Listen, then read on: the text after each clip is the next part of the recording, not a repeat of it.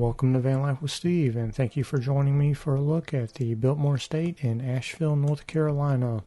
As we take a look at the exterior of the house, which is the largest private residence in the United States, you'll note the grand staircase to the left of the entrance and the winter garden to the right. As we look at some fast facts here, keep in mind with the 179,000 square feet of the house, that makes the residence approximately twice the size of the next largest residence, which is 109,000 feet, I believe. It also makes the Biltmore Estate about 3 times the size of the White House and 4 times the size of Mar-a-Lago. And I'm going to have to go with Being There as the best film that the Biltmore Estate was featured in. Here's a look at the winter garden that you see when you go, when you enter the residence. Here is the dining hall with its 70-foot tall vaulted ceiling. As you come back out, you'll come across 2 Monet paintings, which is a nice thing to just have casually hanging around the house.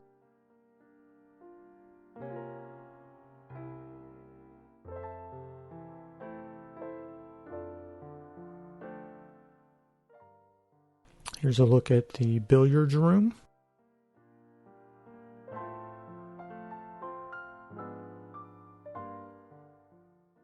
And this is the regular dining room. The dining hall sits over 60 people, and that's a little bit more reasonable dining room, I guess. So we'll take a peek out of the back porch at the Blue Ridge Mountains. It's an amazing view, and we'll take a better look at this when we step outside of the residence. You'll notice that there's only still photography so far, and that's because filming is not allowed inside the residence.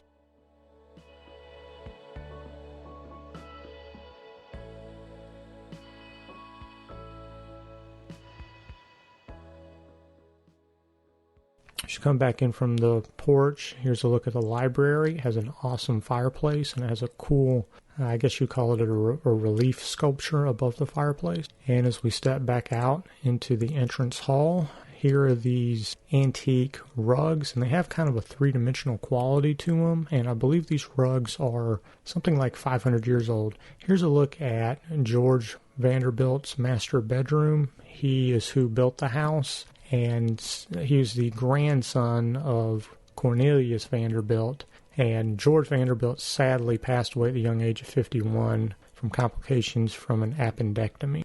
We took a look at a couple of halls there, and here is the grand staircase, which is, pretty cool. There's no photography allowed on the staircase. And you go up there and you look through some private rooms. On the tour of the 250 rooms, you look at a little over 20 stops on the tour. I didn't really find the private rooms and the staff quarters to be all that interesting, so I've omitted them.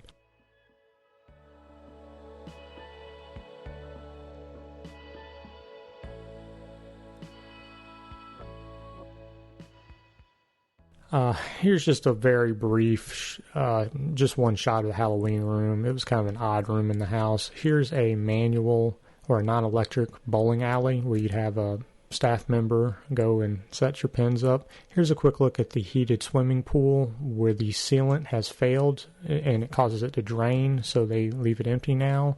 And now we'll take a look at the gym, which is actually pretty fascinating for, something back in the 1900s. And we'll finish up with a quick look at the kitchen, which sort of looked like a restaurant. And then you have the pantry, which is about the size of a general store.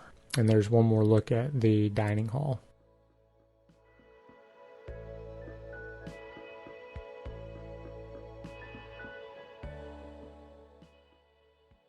As we step out of the residence, if you're enjoying this content, I'd appreciate it so much if you'd subscribe and give me a like and turn on the bell for notifications. And if you've been to the Biltmore Estate, please comment below and let me know what your favorite area was. And if you haven't been, let me know of any questions. So here's the look of the Blue Ridge Mountains, I promise. It's an amazing view and probably my favorite feature of the Biltmore Estate.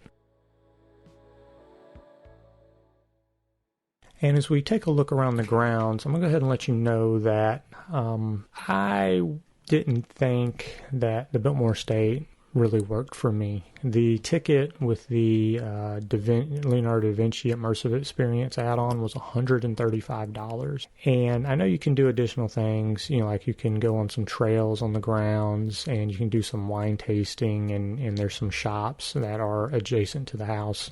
But that's not really my thing. And so, I want to be fair that, I didn't take advantage of all the amenities, but overall I have to say that for me, the Biltmore Estate, it was a poor value proposition.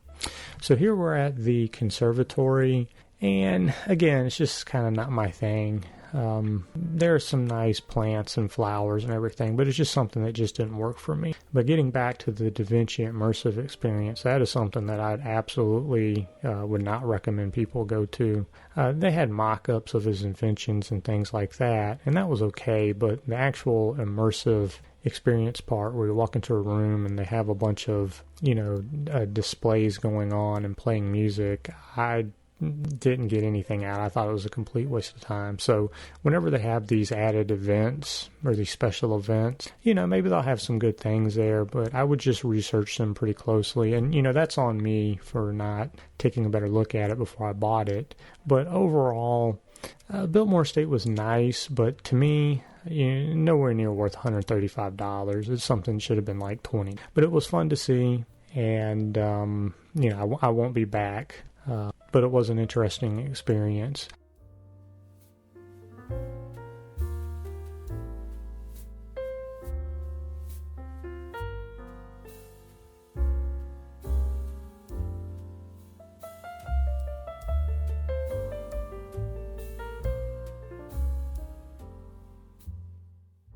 I want to thank you so much for joining me for this quick look at the estate. I hope you enjoyed it, and I'll see you in the next video. Thank you so much.